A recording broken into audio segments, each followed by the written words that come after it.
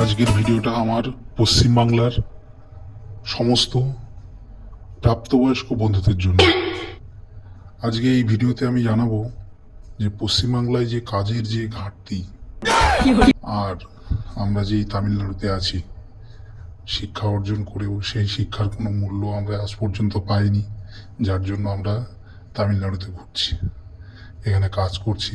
এই যে মেশিন দেখতে পাচ্ছেন, এই মেশিনে পিসগুলো বেরোচ্ছে, এই পিস, এটা জামার পিস।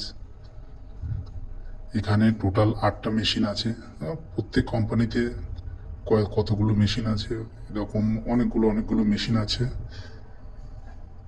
এই যে পেছনে বিম, তারপরে এখান থেকে উঠে গিয়ে এটা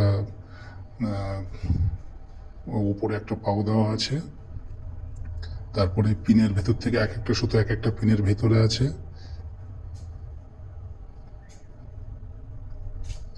এখান থেকে মেশিনটা চালুই আছে এখান থেকে। তারপর একটা দেখাচ্ছে, এই যে এক একটা সুতোর মধ্যে এক একটা পিন দেওয়া আছে, যাতে পিনটা পড়ে গেলে মেশিন বন্ধ হয়ে যায়, তার জন্য।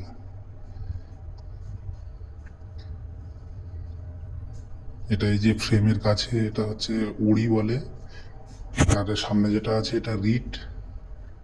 এখান থেকে পার হয়ে এই কাপড়টা বুনছে। এই রিটে দুটো করে সুতো আছে। এই যে এটা গ্রিবার, এটা দিয়ে কোণের মাধ্যমে সুতো বোনা হয়, কাপড় বোনা হয়।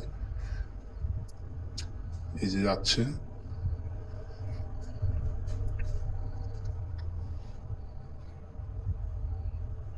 এইভাবে রিট যতবার মারবে, এটা হচ্ছে সুইচ। এই সুইচটা আগানো পিছানো, এই ফ্রেম ডিজাইন করা আছে, ফ্রেমের মাধ্যমে ডিজাইনটা হচ্ছে। এই যে কোণের থেকে, এটা হচ্ছে ফিঙ্গার, এই ফিঙ্গার থেকে এই সুতোটা টেনে দিলাম। এবার মেশিনটা চালু করব।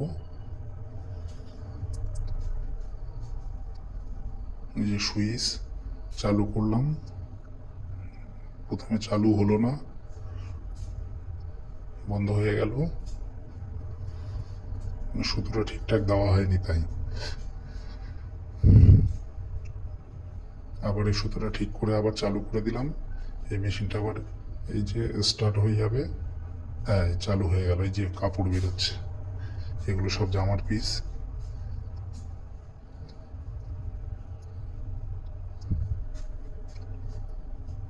এখন